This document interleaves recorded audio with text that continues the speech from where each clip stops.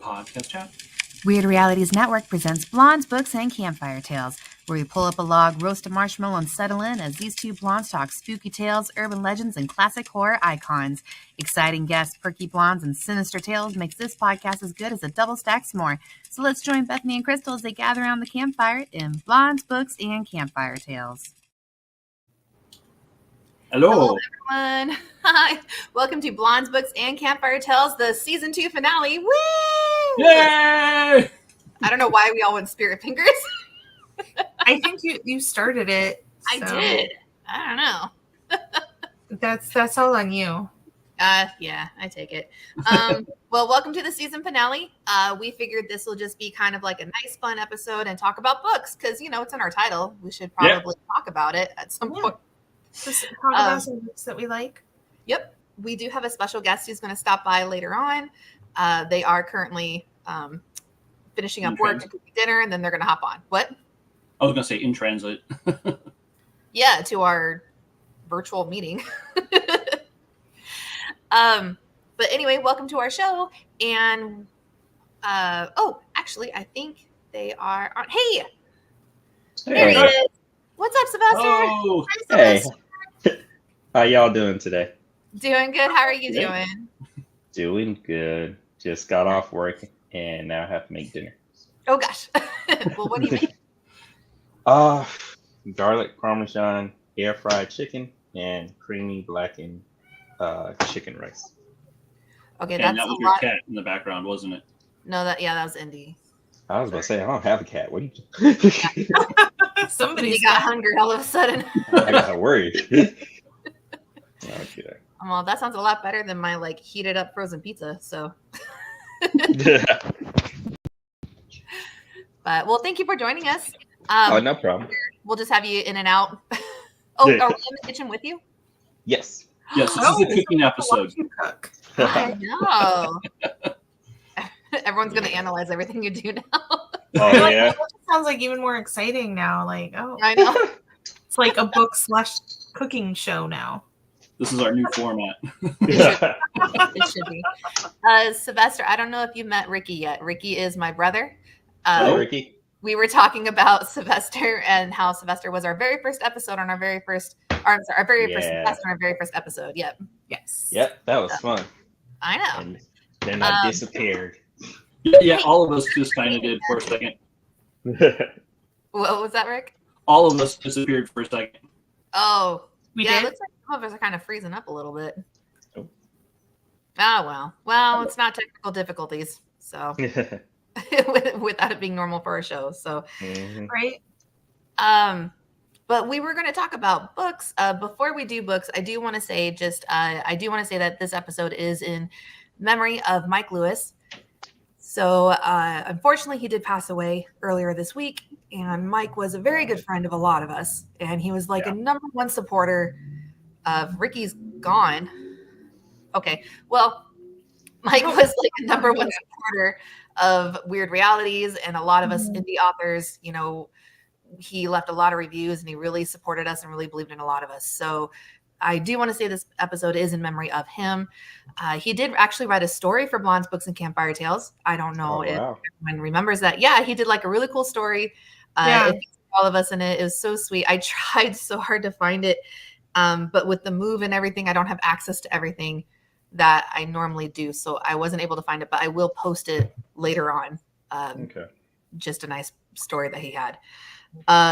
Rikki just texted. He thinks he lost internet. Rikki will be back shortly. We'll be able to get back shortly. Yeah. Right. But yeah, I definitely think Mike made an impact on all of us, and I don't think any of us will forget him. Yeah. So I definitely think that hit all of us really hard this past week. Yep. So. Yeah, really good guy. For anyone who had the pleasure of knowing him, they knew that he would post daily, just wonderful, positive content daily. And he would tag all of us in it. And it was just so nice, you know, no matter what kind of day you had or anything, you could always go online on Facebook and find some just positive, uplifting posts. So he, you know, that's a very unique personality and unique person to be able to do that. So, yeah. Yep. So anyway, before we all start crying, let's That get might back be a to little bit too late. right. Sylvester, I just messaged you. Crystal actually just now bought your book. Oh yeah. Yeah, your new one. I Yeah. can't pronounce Camp the. Linear? Yeah, I Camp was Linear, having the yeah. hardest time pronouncing. I'm like, is it? I don't know. I was trying to overcomplicate it, I think. Well, I was born in New York, so but everything I hear is linear here. So Okay, that's Oh, linear. what really? I'm going with. I'll go with that. That's nice and easy. I was like, Lanier? Like, I don't know. I Yeah. was just, yeah. Yeah, a But lot of people seem to have trouble with it. linear is nice and simple. I can pronounce Yeah. that. Well, since we're talking about books, do you and Crystal just got yours? Do you want to talk a little bit about your new release, Sylvester? Yeah, sure. Okay, so Camp Linear is the most recent one, and it's basically a fictional telling of the history of Lake Lanier. Lake Lanier is a lake in Georgia in Forsyth County. You might have heard about it because people die there every summer. There's like 20 or not murders. There's 20 deaths a year. There have been murders around Mhm. the lake, but most people focus on the drownings. So, in my story, it's kind of holes-ish. So my character Taylor, she gets arrested for shoplifting, and they give her a choice of going to jail or going to be a work release at this summer camp. So she decides to be a work release at this summer camp, and she starts seeing a whole bunch of creepy stuff, ghosts and all this other stuff. But the main thing about the camp is the work release kids are going missing all the time. So she has to figure out what the deal is with the camp and what's happening to all these kids before she becomes the next one that goes missing. Oh, nice. Yeah. Nice. Well, That was a lot Londa of says fun. hi. So does Doc Hey. and Don. So, because I have heard of Camp or Lake Lanier before. Mhm. Isn't it like, is it, and I might be wrong about this because I've never actually been in the area, isn't it one where like it formed like by drowning a town? Yes. So the town is called Oscarville. Yes. The town's called Oscarville. And before Lake Lanier was even like a thought, Oscarville was the black population was ran out of town because at some point, what was it? I want to say it was the 1912. Forsyth County decided they wanted to be a sundown county, and they ran out all the black family members, and a lot of people died, and they stole a lot of land. And then in the 1950s, that land was used to make the lake. And so they flooded the town. Basically, everything's still standing there. There's trees down there. There's a whole racetrack down there. There's houses. Some people are under the impression that they flooded the town with people in it, which isn't true, but it's also can't be proven that they didn't because they didn't really keep like census reports very well. So there could have been people on the outskirts of the town Right. that just never knew that they were going to be flooded. So Yeah. There's always so, that one yeah. person who doesn't believe something will actually happen and they never Yeah. evacuate. It's also the area. Oscarville is like remotely close to the area, or is the area where they started the Trail of Tears to get the Native Americans out as well. Oh, okay. So that place is just full of bad mojo. Yeah. I wonder if that was actually featured in the book Cabin at the End of the World, where one of the killers, or was from, or was vacationing, or something was in that area, and then gets flooded and everything. And that kind of starts, his prophetic movement towards, joining the four, and as they head towards the cabin and such. Oh, So, I don't know. I read that. I think I read that this year. yeah, I don't remember it in the movie, but definitely in the book there was a scene like that. Yeah. Was that the M. Night one? Yeah. Was Okay. it? Yeah, I think M. Night Oh, Shyamalan did the movie adaptation. Yeah, he I've did seen the movie. adaptation. I haven't had a chance to read that book yet. I did not like the book. No, me neither. I didn't like the book. It was an example of a story that you can have occasionally to make the others better. Mhm. You occasionally need a bomb. I felt bad about the movie because, like, you know, it's M. Night, so I was like, oh, there's gonna be a twist, and there wasn't a twist, so I was just like, I let myself down. I shouldn't have expected it. That's the twist, is there was no twist. Well, I figured, like, with that one, I was like, well, it's based off of a book, so I was like, so if it's following the book, if the book has a big twist, then it's there. But I also, since it wasn't like an original of one of his stories, I don't think I necessarily expected the twist as much. Well, he didn't keep the same ending as the book. Okay. No. So that's Actually, the twist. So that's a twist. He changed a pretty significant part of the book. Oh, Yeah. okay. The movie might actually have been slightly better than the book. Yeah, it was. Very rarely does that happen, so that's strange. Yeah, that Yeah. does not happen very often at all. No, it doesn't. But yeah, after watching the movie and then reading the book, I definitely appreciated the movie more. So I was like, yeah. So, how many books do you have out now, Sylvester?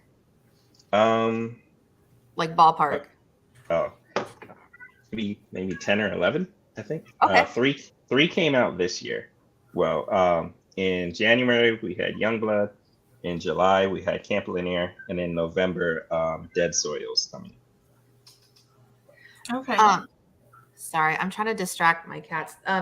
Because I'm in the middle of the move, they are just going crazy right now. So Oh, they're Yeah, there's still investigating boxes everywhere. everywhere. Yeah, boxes. I've got the bees, all over. So the bees are flying around and stuff.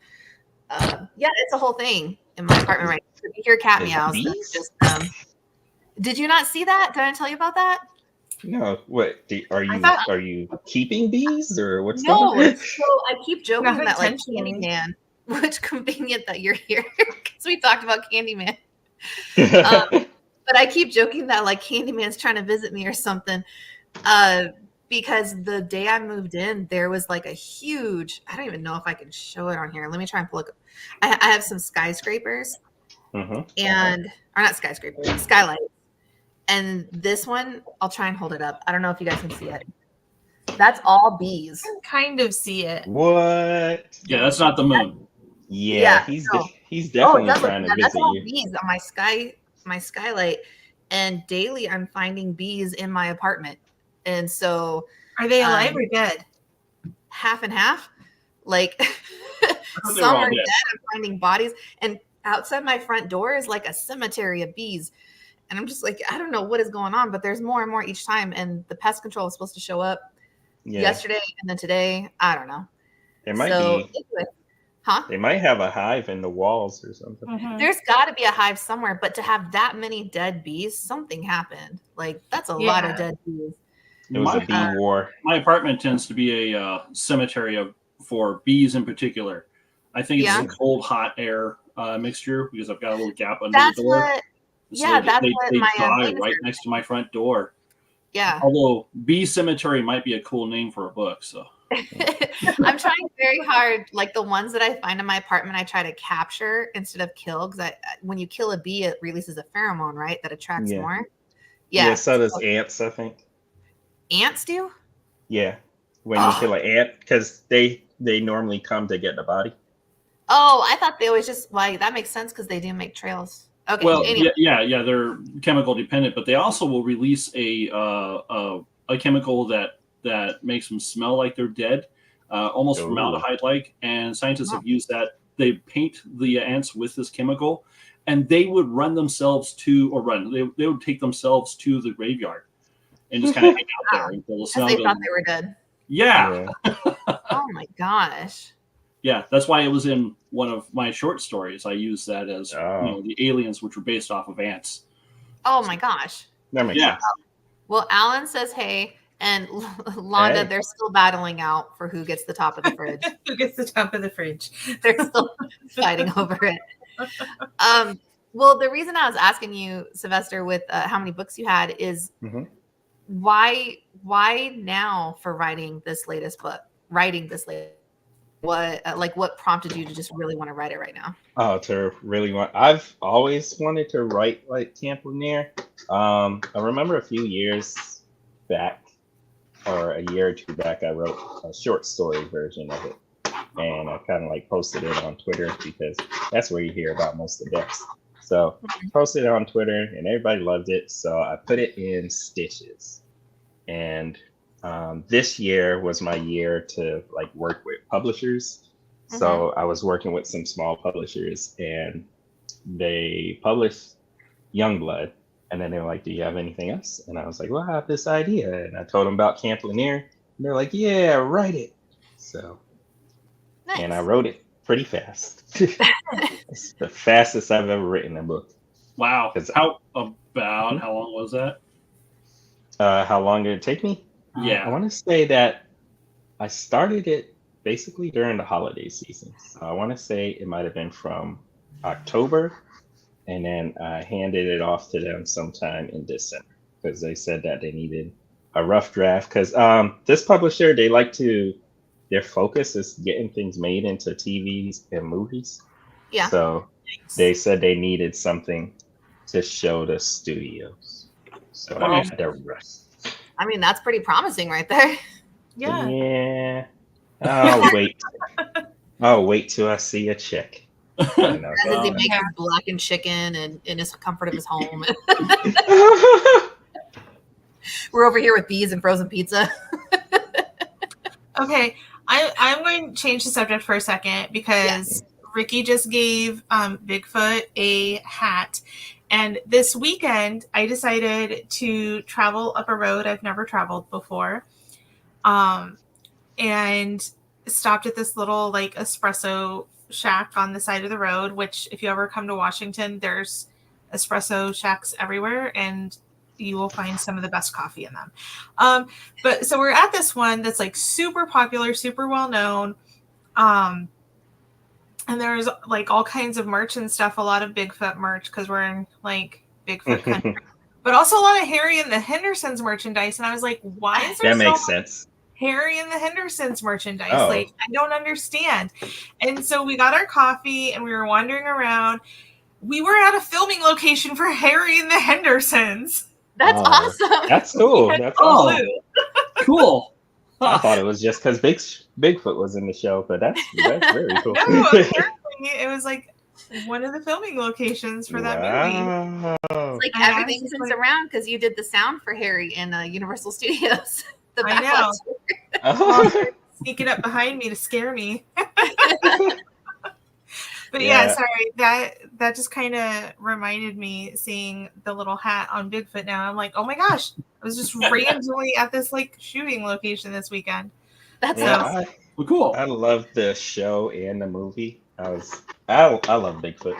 One day I'm gonna Wait, meet him. There was and a we're gonna be show for friends. Harry and the Hendersons? Yeah. Really? I Oh, only I knew remember about the the movie. Yeah, there was a show. I don't know how many seasons it was. but Was it that's- animated or? Nope. It's like Alf, kind of. Like I Alf? was gonna say kind of like Alf. Yeah, it's a creature living with a family. That's exactly what it was. Oh, gotcha. Well, I want to get to the books in a second, but I just realized that all of you have green backgrounds. Did you guys see that? Like all of your walls are green. What? My walls are not Oh. green; it's just bad lighting. Oh, My I'm like the walls are actually lighting. gray. My walls are really blue, but I think it's the way I tinted my color. Oh, okay. Okay, so it was in 1991, and it was 3 seasons. Huh. Okay. I totally Okay, missed now I'm with that. I totally missed the Harry and the Hendersons TV show. That's Yeah. awesome. Were any of the cast, original cast, on there at all? No, they changed. They changed Well, the family. They might have. It might be the same dude in the hairy suit, but yeah, they changed the family. I mean, the family was kind of star-studded. I don't think they were doing Yeah. sitcom at that. Well, I mean, Yeah. oh darn it, who was the dad? John. yeah, John John. Simpson. I mean, he was on TV series Third Rock from the Sun and such too. So Oh, Oh he was yeah, also on but Dexter. that was way Dexter, later. yeah, He was a season. bad guy in Dexter. That was kind of cool. I feel like that was way later. Like doing TV now is different than doing TV before Yeah. for actors that did movies. Mhm. There was a stigma about it, and Netflix. now they gotta get that paychecks. Yeah, Netflix Yeah. kind of changed the way that people view television shows and stuff. They do because they canceled them after one season. John Lithgow. Yeah. Yeah, That's what it is. yeah, he was the dad. He was awesome. So we wanted to talk about our favorite books. Sylvester, do you have a favorite? We'll start off with you since you're the guest. What is one of your favorite books, that something that you just want to read over and over, or you just want to shout out to people that you really like? So recently I read Kindred by Octavia Butler, and it was my first time reading it because the premise never interested me. It sounded weird. Her time traveling back to slavery and trying to save her ancestor who's a slave master. So I was just like, this doesn't sound like, I was 100% wrong. That was the best book I've ever. Yeah. I loved it. I loved it so much. I went to go watch the Hulu show, and I loved that one too. That was good. Yeah, it got canceled after one season. Was it Netflix? No, it was Hulu. Hulu did it this time. Yeah, it's so Yeah. weird how they decide like how to cancel shows. Like if people don't binge them quickly enough, they're like, well, you're canceled. Yeah. Your streaming service, like I assume I could get to it like in 2 months or something. I'm like, it's gonna be around. And then when it gets canceled, you're kind of like, do I even want to watch it now? So, Exactly. Did Yeah, we want a but- cliffhanger? What? yeah, Is it going to get picked up by another series or another show? Yeah. I love the show because it added some things. Like in the book, it's just the main character. She randomly travels in time and she has no reason, there's no idea why it happens. But in the series, it's been happening through her family. Like her mom, everyone thought her mom was dead, but she was in the past the whole time. So I like that concept. And what was the name of it again? Kindred. Kindred? Kindred, yep. Nice. Well, Ricky, what about you? What's one of your favorite books you like to read? Okay, so I didn't quite read the project correctly, and I was thinking of, the most influential kind of media that happened at the time that kind of turned me on to a lot of this stuff. At which point it was Monster Squad. Oh, Monster Squad was good. A lot of quotable quotes, like Wolfman's got nards and stuff. Yeah. But as far as books go, the ones that kind of had more of an impact on me was Mary Stewart's The Arthurian Legend trilogy, where it follows Merlin as a kid and he grows up and stuff, and he does his stuff, from the Crystal Cave to Hollow Hills, and The Last Enchantment, I think, is the other one. That one and the Dark Sword trilogy. That sounds familiar. Yeah, the Dark Sword one's a little bit more. It's a study. Well, I'm sorry, not a study. It had rules for magic, and so you'd have mages that can manipulate magic to do stuff like a mage would, but then you had these catalysts, which were people that can't do that, but they're your batteries. They're the mana batteries, so they can give you the power to do that, or they can take it from you. So their battles and stuff were a lot of chess type, protecting the catalysts while trying to defeat the other ones and that sort of thing. But then on top of that, because it's kind of sword and sorcery style, there was some sort of portal rift or melding of worlds, and kind of a World War II style Earth humans were invading, with tanks and stuff. So what? Yeah, that was kind of the second and third book. So, but I mean, those were kind of more of the formative ones. That's where my when I started writing my own, real book that I was doing as a kid, some of the character tropes came from there. You know, the Simkin was hi kitty. Simkin was the shapeshifter, which eventually became my main character Tiwick. So, but yeah, I'm in my fantasy era now because I just rewatched Game of Thrones, so I'm on a high. So I'm looking for books. So I think I'll go check those out. Well, Crystal, what about you? I don't know. Like, if we're talking like formative, like, then probably like the Wizard of Oz books. Like, if we're going like formative, like all the way back, like those books were just, except for the last one that was written by somebody else. That one's racist and awful. The rest of the series, amazing. Which series was this?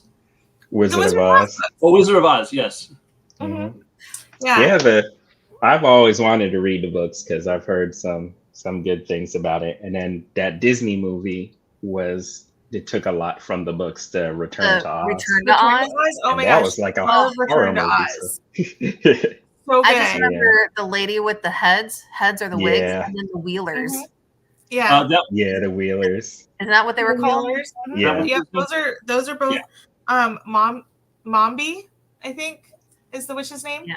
With the heads. Oh, Yeah, those are all from the books. Yeah, that movie definitely pulls from multiple of the books. But definitely I was absolutely obsessed with the books as a kid. Just the idea of like going to this whole different world where everything's like the same but not. And just, I mean, there's so much stuff that goes on in that world. And I used to have like all of like older copies, but you know how it is when you get older and move.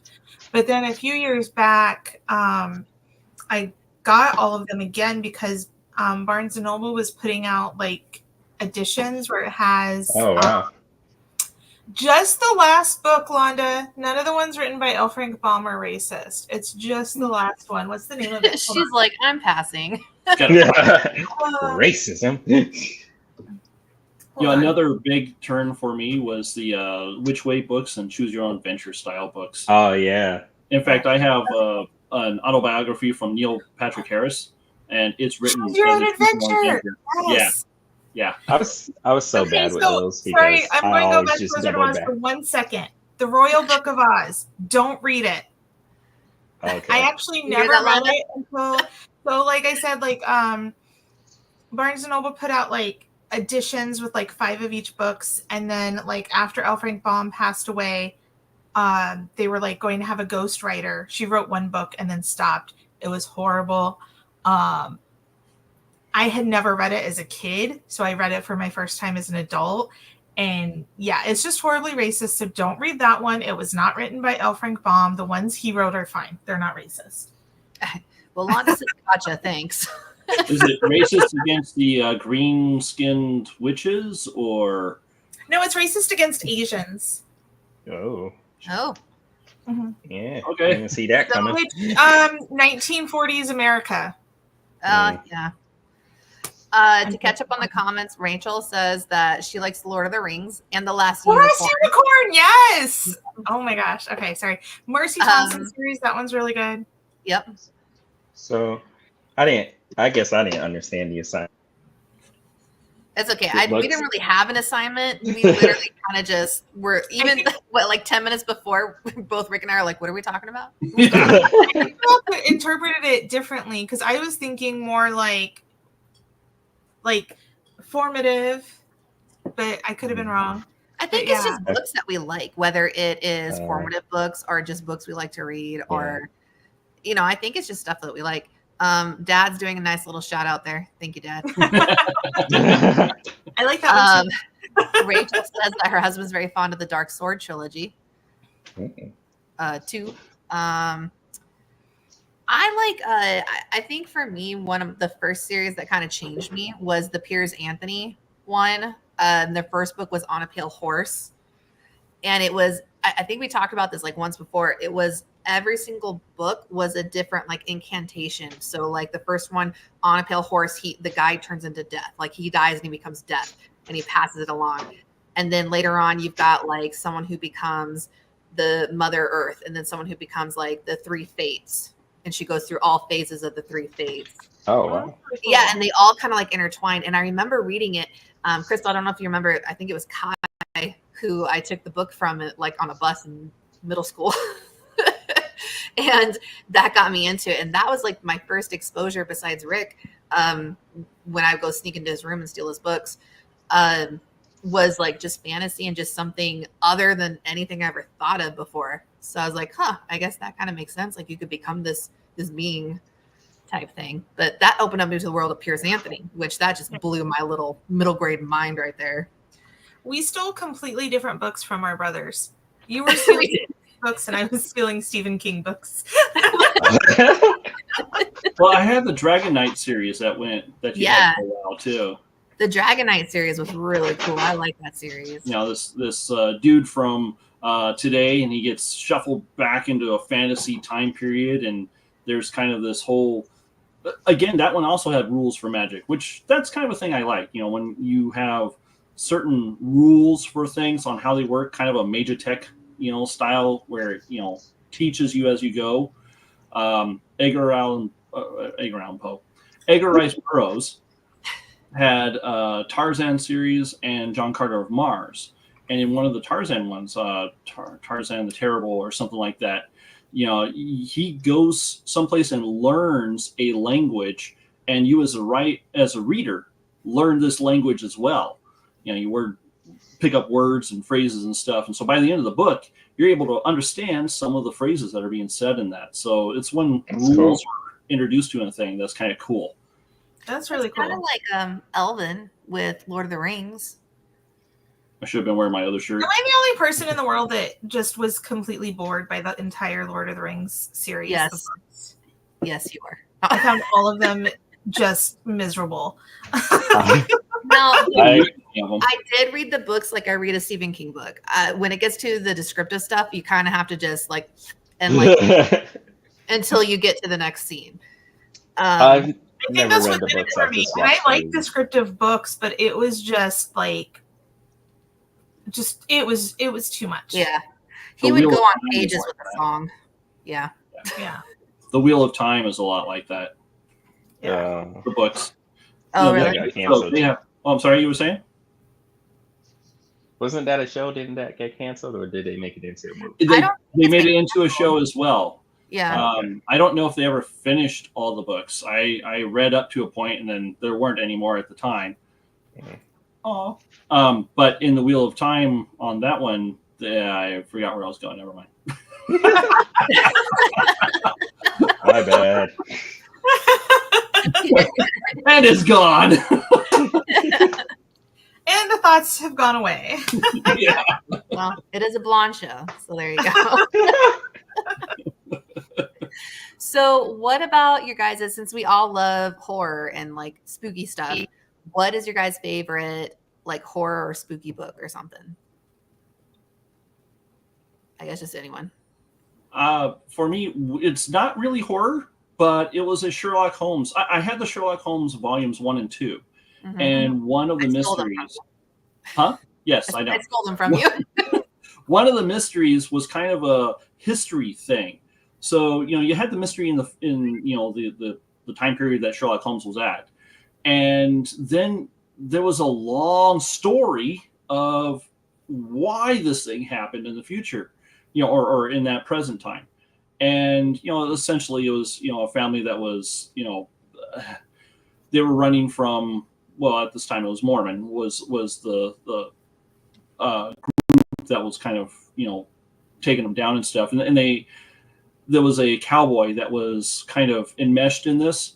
And during that the history story part of that, he was, trying to sneak in and do stuff. And it was kind of horror-ish for me at the time, at least the descriptions and things like that. So that was kind of the horror part for me, the first real one like that. Yeah, I mean, oddly enough, Sherlock Holmes. That's pretty unique for a Sherlock Holmes story. Yeah. Yeah. It was like, what? And then he had to explain the whole history thing by this huge story. So Sorry, Alonda.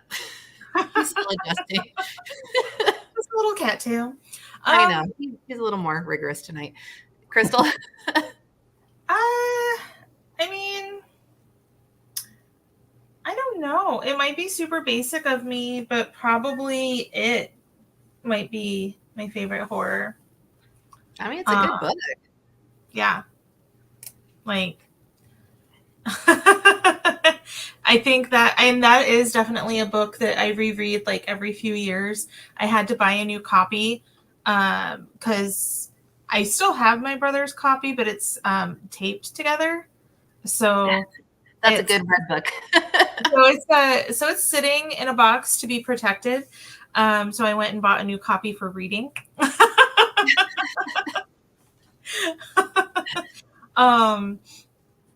So yeah, I think that, but I also think I haven't read it in years, but one that has kind of always stuck with me is Velocity by Dean Koontz. Oh yeah. That one was really good too. That's the one with the mystery, like the alien thing, right? No. What? No, it's not. Unless I'm thinking of a different Dean Koontz book. Where all the strangers come together, they're all drawn to the diner in the middle of the desert. No. No? Well, I gotta that look almost sounds like The Stand. No, it's a No. Dean Koontz. No, there's a Dean Koontz. It's that one is what's that one called? Maybe, unless I'm thinking of a different one. Maybe I'm thinking about a different one. Man is forced to take the law into his own hands after receiving a threatening note. Yeah. A threatening. Wait. It's about a serial killer. Wait, that doesn't make sense. Oh, I can't look at my books because they're packed. You got to unpack. I have been. Okay, it's a lot. No, I know what you're talking about, but the Dean Koontz and Aliens, that's not Velocity. Okay. I have that book, Velocity. Oh, wait, but no, actually, the one I'm thinking of is actually, I think the one that Dean Koontz, why do you have so many books? Actually, I think I'm thinking of Intensity. I'm thinking of Intensity, but Velocity's still not the alien one. Now I gotta look up Intensity. No, because Intensity it takes place like it's about a woman and like she goes to jail and stuff. Okay. Anyway. I don't know. Yeah, Intensity is really good. China is trapped in Vess's deadly orbit, must fight for her life. Vess lives to immerse himself in sensation and satisfy all appetites without fear, remorse, or limits. The sole aim for China is to get out alive, but she learns that the identity of Vess's next intended victim and must save her. Yeah. You're thinking of The Taking, Bethany. The what? The Taking. Is that where it? it's the end of the world and it's Dean Koontz? It's not end of the world. Listen, I have a certain set of skills. I will come for you. I will find you. Strangers. It's Strangers. That's the one. Oh, okay. A group of people with different strange conditions are brought together by a dark memory that draws them to the Tranquility Motel in the Nevada desert. That's my favorite Dean Koontz one. Okay. Yeah. We're just having issues remembering. I just like that Londa supports all of us with all of our Dean Koontz books. She's all, I read that one. I like this one. I like that one. And then she's like, he's chat. written so many. Hey, Sylvester, do you realize that you're muted? I've been talking to myself. Have you been talking to us all this time? I thought I saw you talking. I thought maybe you muted it because you were doing something loud in the kitchen for a second. No, but then I was like, he looks was- like he's trying to talk right now. Oh, I was talking this whole time. Join the Blondes. Exactly. Clearly, yeah. Well, let me try to figure out what books we're talking about. He's over here with all of the answers. Like, these people are stupid right now. Like, The answer is just we like Dean Koontz. I don't think See, I've ever Londa read ran to the bookstore. that Dean Koontz. Yeah. My Dean Koontz books are not on the bookshelf that's right next to me, so I couldn't go look at them either. I have like most of my collection is like Stephen King, Dean Koontz, the Supernatural series, and then the Amelia Peabody series. So okay, I also have Laurel K. Hamilton, like all of her books. Right. Love her books. I read those before the Mercy Thompson series.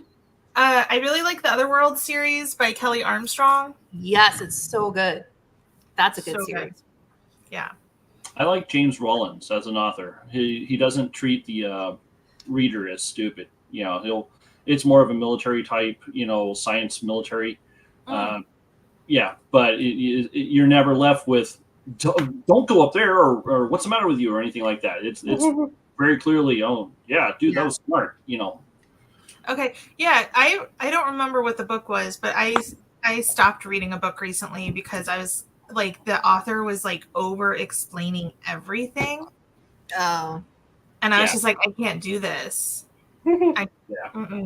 Well, we can get to books that we don't like in a second. Well, I don't even remember what the name of that book was, so it doesn't matter.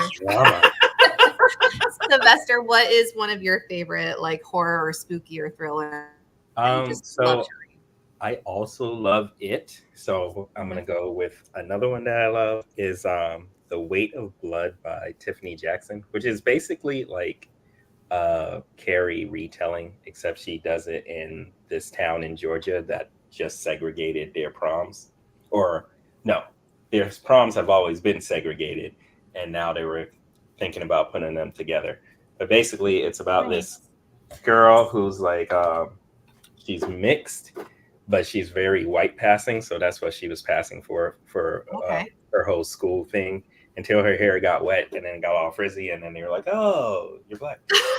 Frizzy hair did it. Yeah. So, and she is Carrie. She's the Carrie character, so that was her like plug it up moment.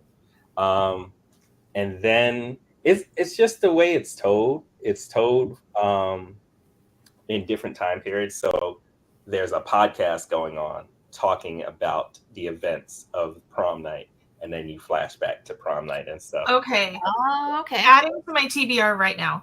Yeah. That sounds so good. Like because I'm big on like true crime podcasts, and when I listened to it as an audiobook, and that's how it sounded, I was like, "What? This is crazy!" And then it would be like, it played the little podcast music, and they were like, "We are back with." I was like, "I love this." We need to have you on our Crystal show, which is Mysteries, Murder, and Mayhem or something, right? Ooh. Yeah. Yeah. Which is on hiatus because I work too much to keep up with it. So I apologize. I'm right there with you. But, I really like. Okay. So I'm that on, one's called like- The Weight of Blood. Yeah. Yeah, The Weight of Blood. Okay. That sounds. I read one recently, called Maniac Menagerie, if I'm saying that word correctly, and it's basically if Jurassic Park was serial killers instead of dinosaurs. What? So you go to a park for serial killers? So they cloned serial killers from the past and let them into a park? My life is mayhem. It's true. No, like, so it's actual serial killers locked up in the park, but it's Okay, So- I pictured that with like a cabin in the woods thing where they're on their little box, like a 13 ghost thing, right? That's how I'm imagining it right now. I mean, Yeah, they're I on an thought they were- island, so that they're supposed to be safe. But yeah, it's literally like if How are you safe on an island of serial killers? It's a They horror. occasionally- Jurassic Park. It never made How sense. was Jurassic Park going to be safe? Like, that's literally all I need to tell you about the book, and That's cool. I definitely recommend it. It was good. So Um, is this a Dead by Daylight preamble or something? I mean, I don't know Dead by Daylight. I'm sorry. it's a video That's a game, video game. kind of first-person shooter slasher. You get to play either as a victim or a killer. Yeah, they've got a whole bunch of like yeah, well-known killers. Game of It's like Tag, Freddy basically. was in it. Michael Myers was in it. Ghostface, and you Nice. just chase down these people who are trying to put a generator together. Wait, Yeah. so can you play as like Michael Myers? Yeah, you can play as a Killer killer. You can or be a killer, or you can Okay. be on the survival team. Mhm. No, I See, want this to is be a what killer. happens because like my newest video game system I have is a Super Nintendo. I don't know these games. Awesome. Okay, Crystal, Axel took everything, all the gaming systems, except for my N64, and I just found it, and I'm so excited, so I'm right there with you. I mean, and it's not that I don't like playing more modern video games, but I don't have $400 to spend. Yo, on I gaming got system. Go-Kart, and I have GoldenEye. I am set. Wait, so did you have Super Nintendo or did you have N64? Me I and have Kristen, Super Nintendo. and I have N64. Oh, okay. I thought you had. So between Okay. the two of us, we have a good time. The best gaming systems of the 90s. Yeah, GoldenEye was good. We used to play that like all day. GoldenEye. Oh my gosh, I always- love doing GoldenEye in like slap version where you just like slap each other to death. Oh yeah, the karate chop thing. That was my favorite mode. They have big head mode, to make it easier to, Oh, to get your headshots. Cheat codes Yeah. were so good back then.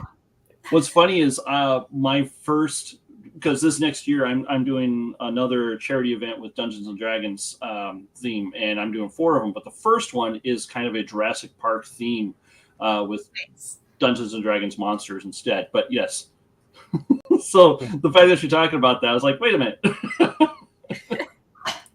I mean, do they occasionally have to feed the serial killer by throwing out an innocent for them to,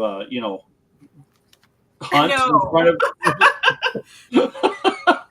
I mean, They're I not got trying, Hannibal Lecter there. He's they're all not trying to give them people to kill, just like Jurassic Park was not trying to give the dinosaurs people to eat.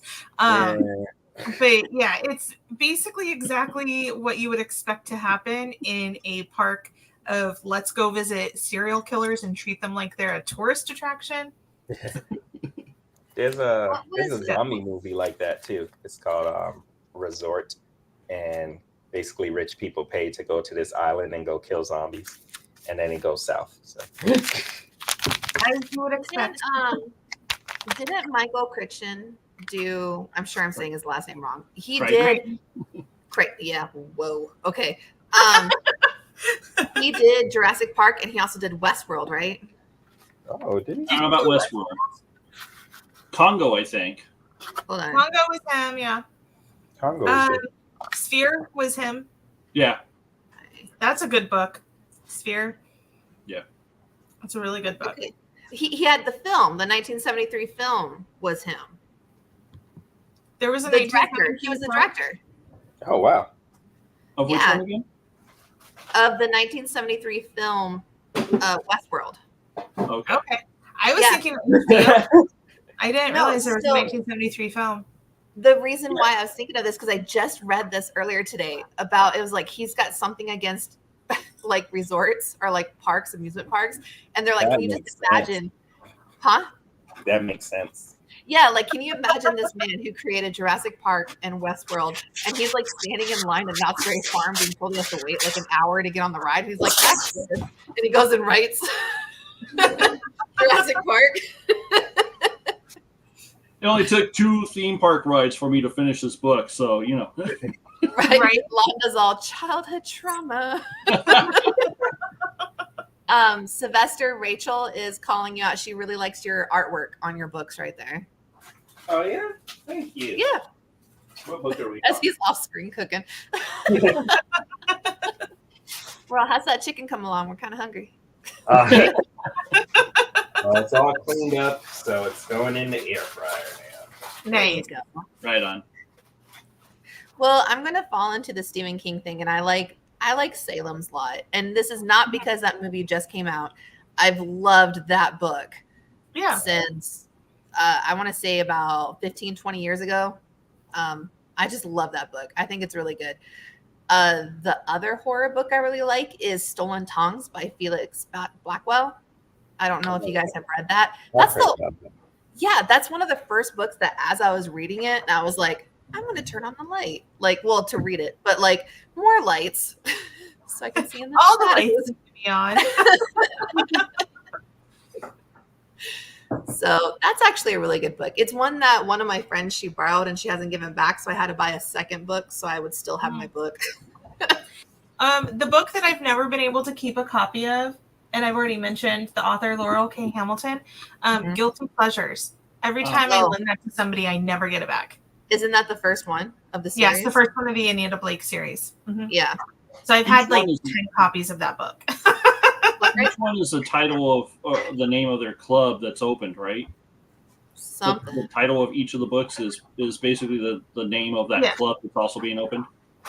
Yeah, at least I don't know if it's so much that way in like her newer books, but in the newer books in the series, but like when the series started, the title of the book matched along with a location in the book. Yeah. Yeah. I mean, True Blood kind of reminded me of that, the series. The True Blood? Yeah. Suki Stackhouse. So, Suki. So that series, I didn't know that was True Blood. I just knew that as the Southern Vampire series. Yep. Same. And I just remember some friends coming over and they were like, hey, let's watch the show. And they put it on and I'm watching this. And as soon as they go, Suki, I'm like, that's the book. And I was so mad. Yeah. Because there's always the Southern Vampire novels. And then eventually they started putting Suki Stackhouse novels on the cover. Because, that's how they knew it. Yeah. But no, I just watched that whole series. I never actually watched it through. I've always started it and I never finished it. So I just watched that whole series and I'm finding myself walking around the house. I'm like making eggs in the morning and brewing coffee and I'm all Suki, like just random. Yeah, that's what? I mean, my sister and I started calling each other Suki while the show was originally on, and we still do. Like we'll just be like, "I will not lose you, Suki." Like to this day, that show's been over for like 10 plus years now. It's a good show, though. It's saved in my phone as Suki. So back when Borders Books was over where I was. I had come across some, discount books and such, and which actually a lot of my books I start off that way. I'll find some that's like discount ones. Oh, this is cheap. I'll read it, and then I find some cool stuff that I like to keep or build from there. But this one was a vampire detective, and they had vampires, they had aliens, and then other horror thing stuff in there from zombies and whatnot. But the vampires could tell whether, they can see kind of an aura. So they can tell if it was an alien or a human or whatever. And that was kind of cool, in general, just because he's a detective, but he's a vampire. As opposed to, there was a TV series in the early 90s that was, a detective vampire. And I can't even think of the name of it. Was it Moonlight? No, not something. It was. Oh, that sounds familiar. Yeah. Okay, hold on. Detective Vampire 90s.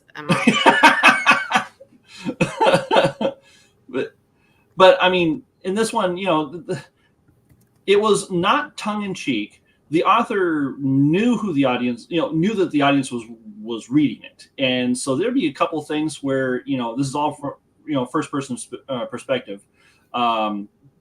Because most of them tend to be for the detective ones. Was it Forever Night? Yeah. I think that was Forever Night and yeah. For the but the guy would talk about how he'd use supernatural sticky power to to climb the wall and stuff like that. That was the description.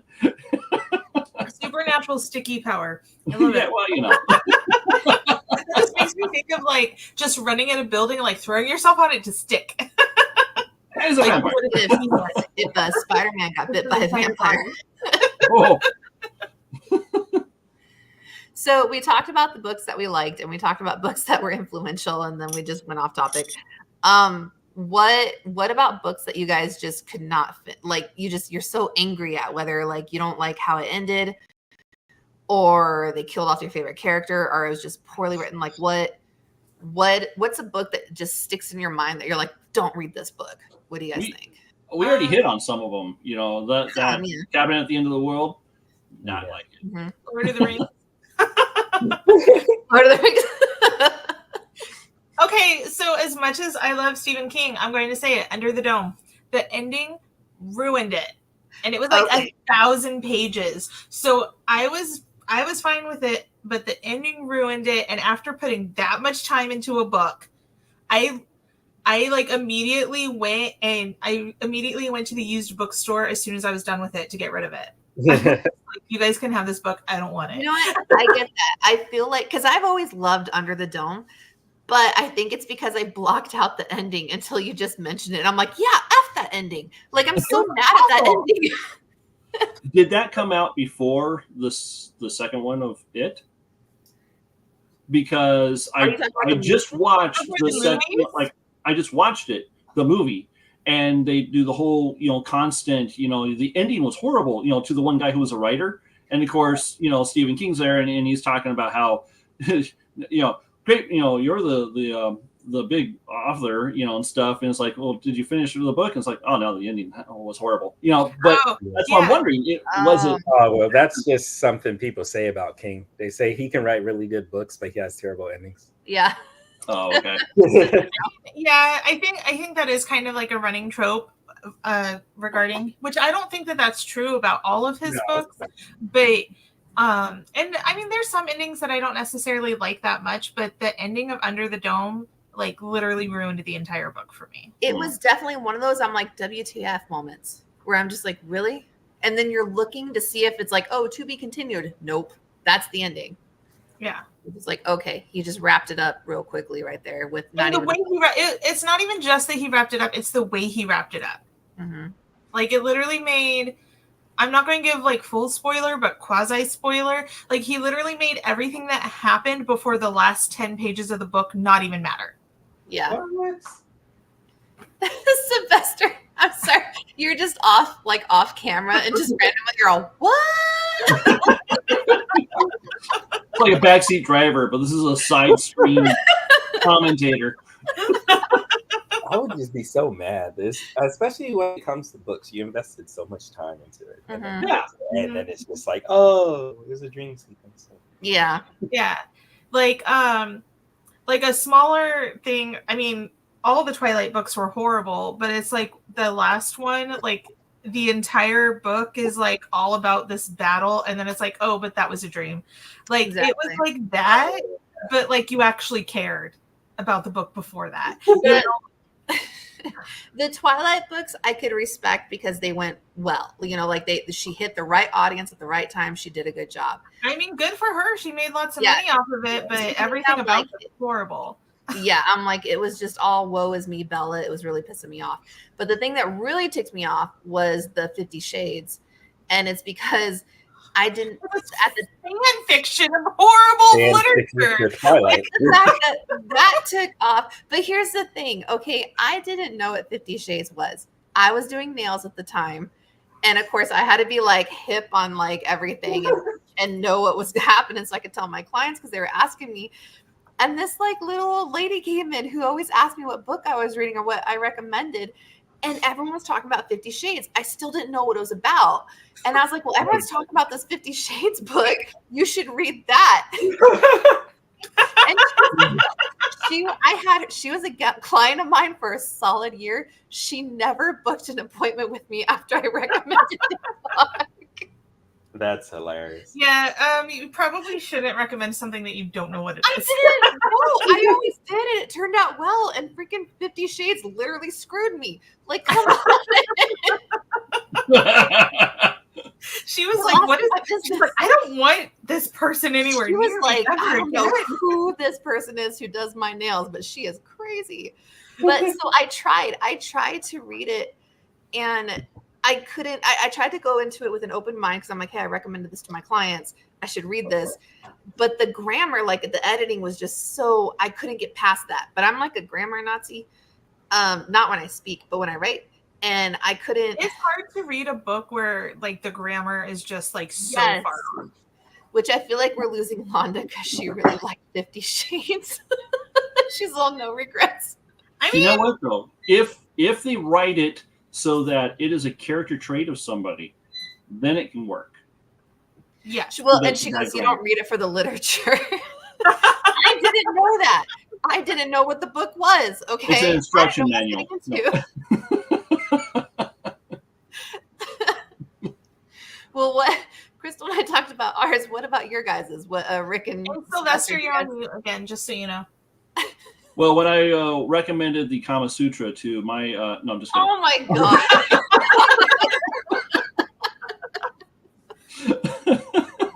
I blame that on them if they didn't know. If you're talking about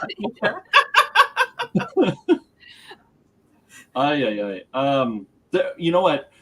I did find a style of books that I'm not sure if I don't like or might work if it's done properly.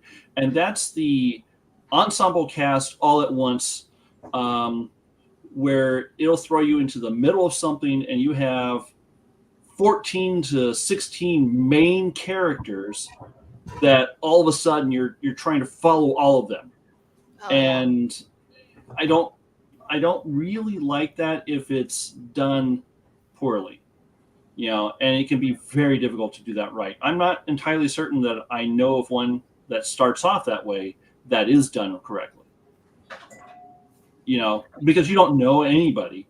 There's a whole mass of them, and you're going to get confused. The closest, when I was saying that I do like how James Rollins does his stuff, he does have an ensemble cast. They kind of morph around, but he even keeps it down to like 7, and even then only like 4 or 5 per book. So it's you've got time to care and learn about each one. But if you have a leprechaun and this fairy and then this other person, which a friend of mine is going to think that I'm calling her out. This isn't actually; it's totally different, and maybe you'll do it right. He knows what I'm talking about. But this was a different book that I had picked up. That was one of those cheap ones I found out, and it was just awful, because I didn't care, And then later on, I find another series. Well, it was a series. I only read the one book, and I was like, I'm done with this. And that one was, about ink, motorcycle bad guy characters that are, or badass characters, whatever. They were like bad guys, but we're the good guys, type thing. And I didn't care about them either, And so when you have a whole mass on there, it's really, really difficult to care, So that style, I tend to not like. I mean, and I'm not saying that this is a bad book because I did end up enjoying it, but Game of Thrones I really struggled with because there was too many characters and it was really hard to keep track of who was who. Yeah. So I know what you mean by that. I feel like the TV series, is a good companion guide to the books. Yeah. Yeah, because I agree. Like the story itself was good, but I was having so much trouble keeping track of what was going on and who was who. Yeah. What were you saying, Sylvester? Me and my wife just decided to start reading those books because, like I said, I just rewatched the series, so now we're reading was it Fire and Blood? Yeah. And then we're gonna read the first book and then try and go through the series. I really liked the series, but I did read it like right as the TV series was coming out, so I could kind of pair some of the people together. But obviously, as with every book to movie adaptation, there's so much more in the book that it's like, man, it would have made this series seem really cool. So to see the creative, like the different routes that they took between the book and the series is it's interesting. I think it still turned out well on both sides, but it was pretty interesting. Londa is apologizing to our parents, Rick. I'm really hoping this isn't regarding the 50 Shades of Grey. That Informative. What if it's about the Kama Sutra? or the Kama Sutra, either one of them. But we're getting close to the end of our show here. I think we had a really good, season finale. I think we just kind of had fun and chatted. I'm really glad to have you part of it, Sylvester. Thanks for joining us, even though I reached out like a few hours ago. I'm like, hey, you want to be on our show? No, that's cool. Thanks for having me. Sorry that I'm cooking most of the time. No, it adds to it. We need to add something next time. Yeah, maybe we all need to take turns, like doing a cooking demo as we're doing the show. You know what? Last season we had the campfire, so We did. We can all do a cooking episode. Londa says, thank you, Sylvester, for joining us. This is not the last episode of us for this whole season, even though it's a season finale. We are going to do a couple holiday episodes. It's just kind of whenever we have time. So we'll try and get something out. We still have to do our TikTok reel for the people who won the competition during our Comic-Con. Rikki still needs to show me how to make a video on that. But yes, so we have time to do stuff now. So it's excited. Land is all, don't be slackers. All right. Well, any special shout outs, Sylvester? Do you have anything else coming up you want to shout out at all or kind of promote? You were whisking. on the spot. I have Dead Soil is coming out next month. It's up for pre-order. It's basically Pirates of the Caribbean mixed with I say Return of the Living Dead, only because my zombies like can talk and stuff. So yeah, I love it. It's I remember you writing that. Huh? We would do our TikTok lives and you were writing that. Yeah. So, yeah, it's basically the transatlantic slave trade is what caused the apocalypse. So That seems very fitting, actually. That seems super fitting. Because, I mean, it was evil. So, you know. Yeah. Great place for more evil to come from. There you go. Well, thank you for joining us, Sylvester. Everyone, thank you for joining us for our season finale. We do have, if anyone follows the Written Apocalypse, Scott and I, we both actually won our last book, or the Indie Book Battle Royale, and we're against each other now. So, oh no, no pressure. But actually, I'm going to throw my hat in and say, like, I'm just going to push all my people to vote for Scott. Because I think if he wins, then it's going to be him and Mike Evans against each other. And I want to see that battle. I want to see Mike and Scott go against each other. You don't want to take on Mike? No, he will. No, his followers are so dedicated. I'm like scared. Bethany's like, yeah, I don't want to go any further. I'm good. No. I was nominated. I made it to the qualifiers. I made it through the first round. I'm super excited. I'm happy for that. I feel very good about myself, but you know what? I'm good. Like, let's go for Scott and Mike right now. Like, this is all I needed. Author combat. You said that's all you needed. Oh, gotcha. I know. Poor Londa. She supports everybody, and so she's getting messages every day. I mean, all right, guys. I'll never ask you to vote for me, Londa. All right, guys. Well, thank you for joining us for our season finale. Thank you, Sylvester, for joining us on here. We'll definitely have you back again. I feel like you're just going to become a regular, like we always do. But everyone have a good rest of your night. Have a happy holidays. We will see you in our holiday episodes, and then we will see you on our season premiere sometime next year. So to be determined. All right. Bye, everyone. Thanks for joining us. Bye. Bye.